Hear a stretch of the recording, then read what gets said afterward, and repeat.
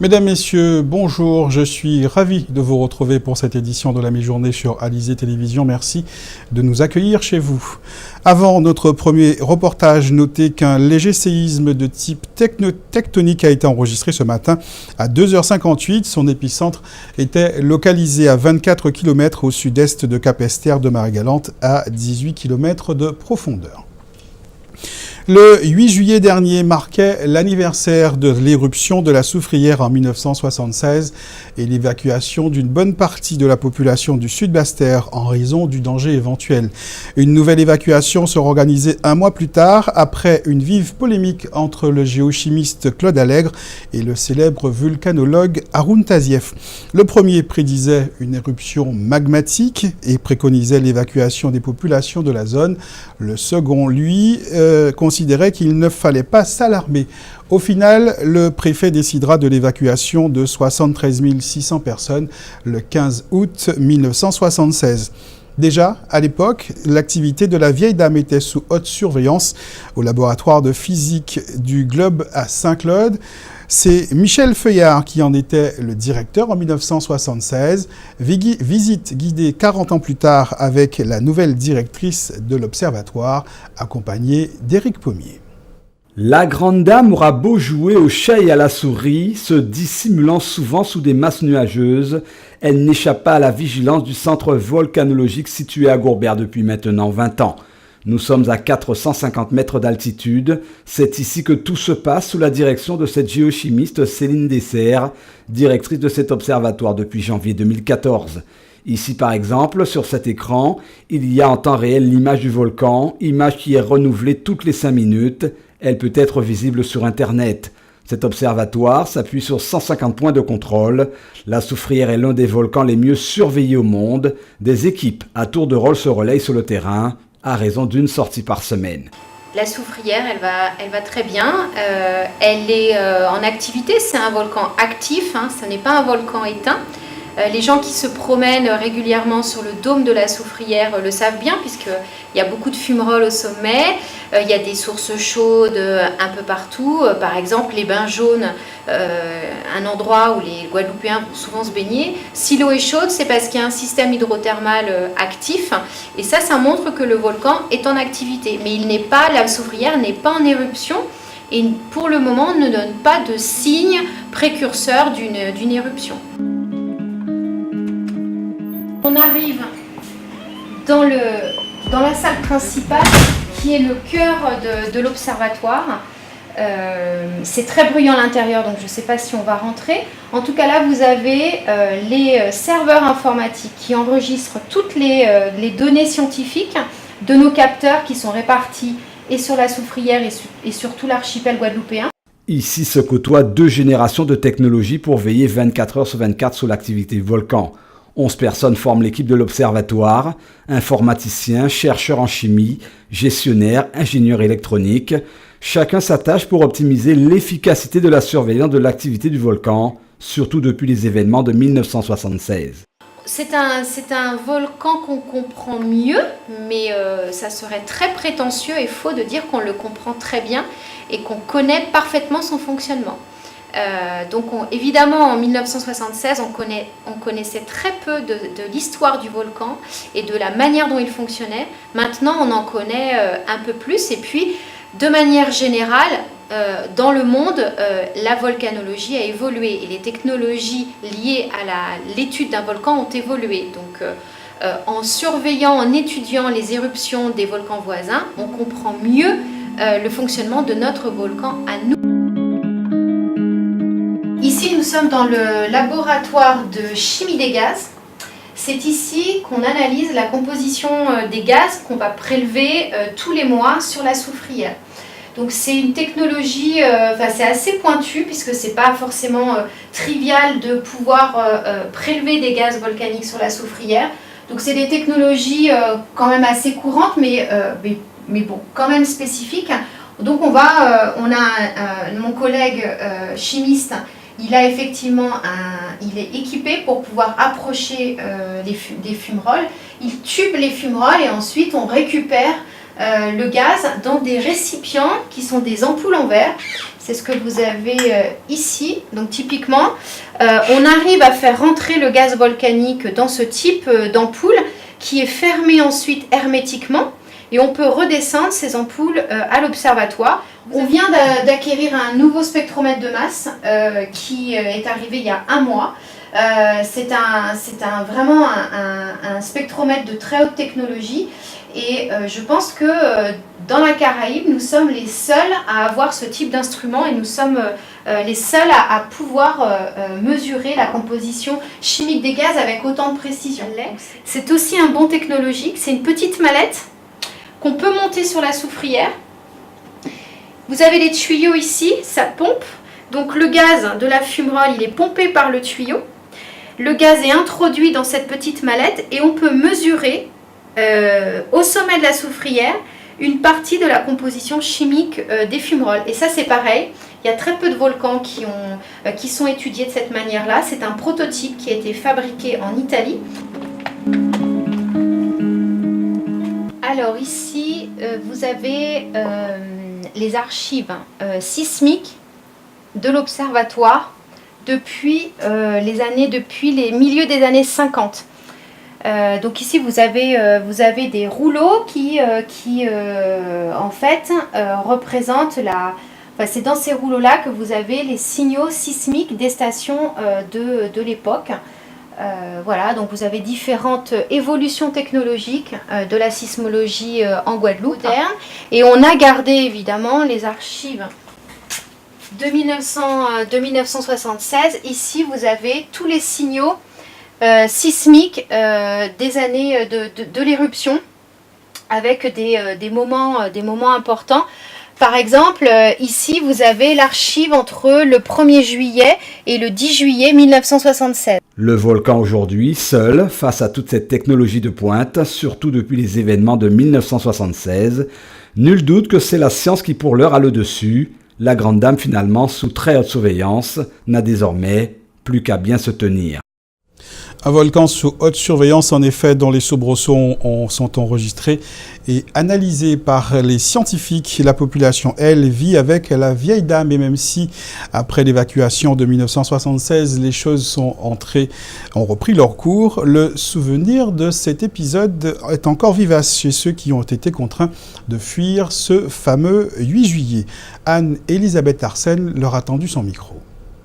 Ah ben jour là ça, messieurs et dames, nous là au marché qu'avant de démêler nous, là on voit dans moment, autant de bité là mettant en route, nous garder, moun commence à lever main en l'air, moun commence à courir, moun commence à prier Dieu, et à dans moment, messieurs et dames, nous qui vrai, tu commence à monter et descendre, c'était mon en bas qui était monter vers le grand terre. Et jour là ça, là, Dieu merci l'arrivée, à trouver tout bitin tombé à terre, mais enfin nous là. En France, c'est un pays afrodien nous là. Et la matin, moi j'étais là, et donc moi avec grand c'est là, nous mettons l'argent pour rentrer en France, mais ils montaient pour taper contre tout le monde. Ouais, mais nous avons changé ça. Et bon, c'était une grosse polémique entre mon Bastère et mon Gonter. Mon Gonter était comme méprisé mon Bastère, ça pas bien. Et donc, ce sentiment-là, ça a resté parce que dans certains reportages, il y a insisté en ça jusqu'à présent. C'est que c'est mon animal. C'est mon animal et c'est pourquoi, là, on voit dans la souffrance, il faut rester humain, il faut traiter humainement. Et nous pouvons courir derrière le monde, hein, en faisant d'autres sujets. Mais nous pouvons courir derrière le monde qui, bon, nous pouvons faire grand polémique dans ça, mais c'est vrai. Et pourtant, tout le monde, c'est le même monde là. Voilà. Mais si c'est pour la soufrière, c'était un désastre. Hein. Ça a ruiné toute la Bastère, toute la région Bastère. Et jusqu'à présent, Bastère a souffert de ça. Parce qu'il était qu'à charger banane en l'époque Bastère. Lorsqu'on a donné les éléments, s'agissant bien entendu de l'éruption de la soufrière, on prétendait qu'il y aurait une éruption. Et puis finalement, je me rappelle de Max Moinet. À l'époque, il était sous les ondes de RFO. Et il disait qu'il retransmettait, c'est comme si c'était une course, quoi. Et en fait, en réalité, il n'y a rien eu. Et puis ça a été la grande pagaille, c'est tout. On a vécu ça quand même avec beaucoup de difficultés et beaucoup d'appréhension parce qu'on avait peur. Si la soufrière explosait, parce que c'est l'un des volcans les plus dangereux. C'est du type péléen, quoi. Pendant 5 semaines, le Parc national de la Guadeloupe propose un programme d'animation autour des 4 éléments que sont l'eau, la terre, l'air et le feu. Des activités vacances au cœur de la ville dont le premier rendez-vous avait pour thème l'eau. C'était un village découverte se tenait vendredi à l'aire de pique-nique de Corosol, route de la Traversée à Petit-Bourg. Reportage Muriel Barlagne. La rivière Corosol et ses alentours mis en valeur dans le cadre d'une animation culturelle et artistique. Installé sur l'aire de pique-nique, le village Nature et Culture en découverte est une émanation du parc national. Une série d'ateliers et de jeux proposés sur ces différents sites naturels. La thématique qui a été choisie pour ce programme de 5 semaines, c'est au cœur de la vie, l'eau, la terre, l'air et le feu. Donc en fait, c'est tout un programme d'activités autour des 4 éléments que sont l'eau, l'air, la terre, l'air et le feu évidemment. Des activités variées, de la randonnée, des ateliers photos, de la vannerie, de la sophrologie, de la mosaïque par exemple pour aujourd'hui. Et voilà, tout plein d'activités pratiquement tous les jours pendant 5 semaines à partir d'aujourd'hui jusqu'au 12 août. Ici, on est venu découvrir la vannerie amérindienne avec Félix, un Kalinago de la Dominique, et sa femme Georgette. Tous deux ont monté l'association Art Kalinago qui propose ses ateliers depuis 9 ans à Trois-Rivières. Aujourd'hui, l'exercice consiste à empailler une bouteille. On doit commencer vers la bague, là où il y a la bague de la bouteille, et après on rajoute les membres, et ensuite on commence à tresser un en haut et un en bas. Voilà, jusqu'à ce que ça arrive un peu jusqu'à la fin. C'est un art qui est transmis de génération en génération, donc même nos enfants aussi, donc nous on continue à transmettre cet art à nos enfants pour qu'eux aussi puissent prendre la relève après. Émilie s'est laissée tenter par l'expérience et elle est plutôt conquise. Il faut avoir de la patience parce que il ne faut pas hésiter à recommencer si on se trompe, ce qui m'est déjà arrivé, mais bon, ça va. Un peu plus loin, le plasticien Bernard Pincemaille est entouré d'artistes en herbe. Ils ont commencé à fabriquer des panneaux. L'objet de l'atelier, c'est de travailler avec des végétaux, dont la calebasse, les courbarils, du bois moringa et de la liane. Le thème, c'est les 4 éléments. Et c'est un regard sur le dedans et le dehors. Donc ce sont des panneaux, contrairement auparavant qui sont fermés, dont on ne voit pas l'autre côté. On peut regarder de l'autre côté et voir et se revoir. Les jeunes participants sont invités à mettre la main à la pâte. Pour Sam, c'est une façon originale de faire passer le temps. On sort un peu de la maison aussi, fait autre chose. Ces ateliers sont gratuits, mais pour y participer, il faut s'inscrire. Les informations sont à consulter sur le site internet du Parc national de la Guadeloupe. Place maintenant à l'actualité dans notre grande région. Nous irons au Brésil où le champion de football Pelé vient de se marier pour la 3e fois. Mais avant, direction la République d'Haïti. C'est notre rendez-vous Caraïbes. Le département d'État américain a confirmé officiellement que les États-Unis suspendent leur aide à l'achèvement du processus électoral présidentiel en Haïti. Une décision que connaissait le gouvernement haïtien depuis le 1er juillet, mais qui s'est bien gardé de communiquer sur le sujet. John Kirby, le porte-parole du département d'État, a annoncé lors d'un point de presse que les États-Unis ne prévoient pas le financement des 2 autres tours électoraux en 2016 et 2017, soulignant que cette décision n'est pas le signal toutefois d'une réduction du soutien des États-Unis pour le développement d'Haïti.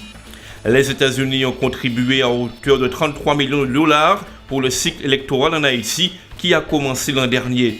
Les nouveaux coûts des élections 2016-2017 s'élèvent à 55 millions de dollars. Léopold Berlanger, le président du Conseil électoral provisoire, avait déclaré que c'est de la responsabilité de l'État haïtien de fournir ses ressources, espérant que celui-ci saura décaisser ses fonds à temps pour le déroulé normal des opérations. L'opposition vénézuélienne a appelé le Vatican à se joindre à une médiation internationale pour un dialogue avec le gouvernement, tout en précisant que la tenue du référendum révocatoire qu'elle souhaite contre le président Nicolás Maduro n'était pas négociable. La coalition majoritaire au Parlement s'est dit disposée à participer à une première réunion seulement si elle obtient une réponse favorable à cette demande au Vatican et à condition qu'on lui garantisse également la tenue du référendum. L'opposition a également refusé que la rencontre se tienne en République dominicaine, comme l'a proposé le président vénézuélien Nicolás Maduro dans un nouvel appel à un dialogue sans condition. De son côté, le président de la conférence épiscopale vénézuélienne, Monseigneur Diego Padrón, a affirmé que le gouvernement manquait d'autorité morale pour appeler à un dialogue et à la paix, offrant les bons offices de l'Église pour favoriser une discussion.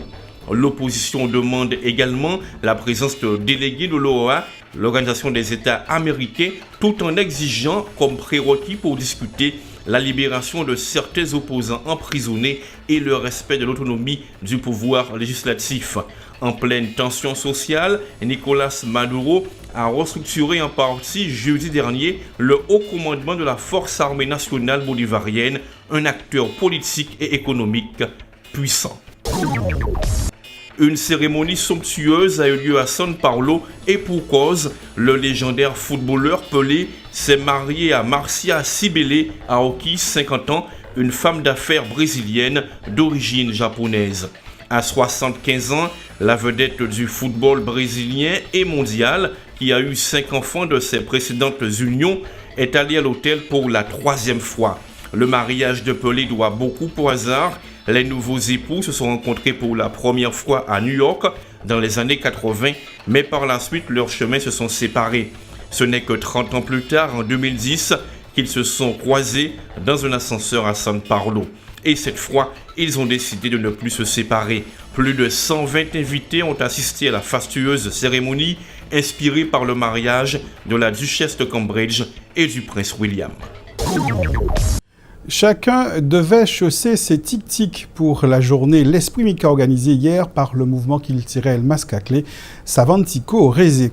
Une journée d'animation qui a tenu toutes ses promesses. Les nombreux participants qui ont répondu à l'invitation ont joué le jeu et ont enfilé leurs plus beaux Mika pour l'occasion. Reportage Anne-Elisabeth Arsène. Qu'elle soit rouge, bleue, jaune, verte, orange, design ou classique, les Mika restent authentiques. L'esprit Mika, toujours bien présent, s'est répandu cet après-midi à la savane Tico Pablo. Mascaclé, en fin de compte, dans nos habitudes, c'est pas toujours faire un déjeuner ou quelle que soit la manifestation pour faire une manifestation. C'est aussi toujours donner un thème, donner un sens à ce qu'on fait, revenir un peu dans le passé, dans ce qui était nos origines, notre culture. Donc on se souvient, il y a de ça quelques années, que nous, allant à l'école en Mika, nos parents aussi étaient habillés en Mika. Donc aujourd'hui, on remet un petit peu au jour le Mika qui nous servait de chaussure d'avant. Donc c'est un peu notre façon de faire un petit hommage à cette chaussure qui nous a tenu tant à cœur il y a de cela quelques années. Il y a les Mika addicts qui en portent régulièrement. Justement, je me suis dit, tiens, c'est une très bonne idée de mettre le Mika à l'honneur, mais je mets régulièrement, j'en ai des roses, des noirs et aussi des blanches. Ils vont parfaitement avec le jean, le short, la jupe, ça dépend de l'occasion. Donc, c'est une paire de chaussures que j'apprécie particulièrement. Mais généralement, on met des Mika pour nos occasions de tous les jours. Peut-être aller à la mer, aller chercher quelque chose rapidement dans le jardin. Mais aujourd'hui, c'est une occasion assez spéciale où on va mettre les Mika plus de couleurs, en style, donc c'est différent. C'est comme d'habitude, surtout les rouges jaunes verts, surtout pour aller à l'école. J'en mets pour aller à la plage, j'en mets comme pour cette occasion, le thème Mika, donc tous en Mika avec Mascaclé. Et les Mika novices qui profitent de l'esprit Mika du jour pour s'essayer au Mika style. J'ai mis pour l'occasion avec Lidla, j'ai mis le Mika pour marquer le coup. Alors là, c'est pour juste le concept, mais ça peut être porté. Nous avons acheté nos Mika spécialement pour l'occasion parce que nous avons entendu qu'il y a un concours de Mika et nous pensons gagner ce concours parce que nous voulons partir en Martinique, c'est ça? En Martinique, eh ben voilà, nous pensons partir en Martinique. La Sarésienne, l'amie du squelette ou encore pour nous Mika est née en Auvergne en 1946 par Jean Dauphin, couturier. C'est dans les années 50 que les Mika ont été popularisés chez nous. En 1990, les Mika sont de nouveau à la mode, mais cette fois stylisés de paillettes ou de semelles compensées. 20 ans plus tard, le chanteur Ridla en fera un tube. Aujourd'hui encore, de toutes les tailles, les couleurs et les prix, les Mika ont toujours la cote.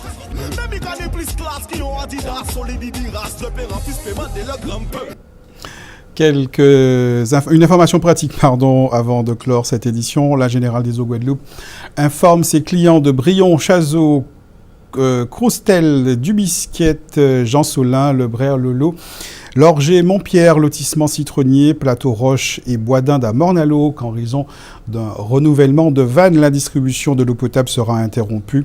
Mercredi 13 juillet à partir de 8h, le retour à la normale est prévu dans l'après-midi de mercredi.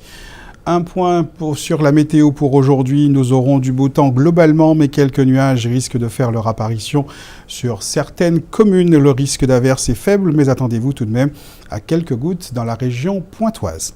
Côté qualité de l'air, l'indice Atmo est de 7 aujourd'hui pour une qualité de l'air médiocre. Dans un instant, l'actualité nationale et internationale. Je vous souhaite bon appétit, passez une bonne journée sur Alizé Télévision. On se retrouve ce soir 19h pour un nouveau point sur l'actualité locale et régionale.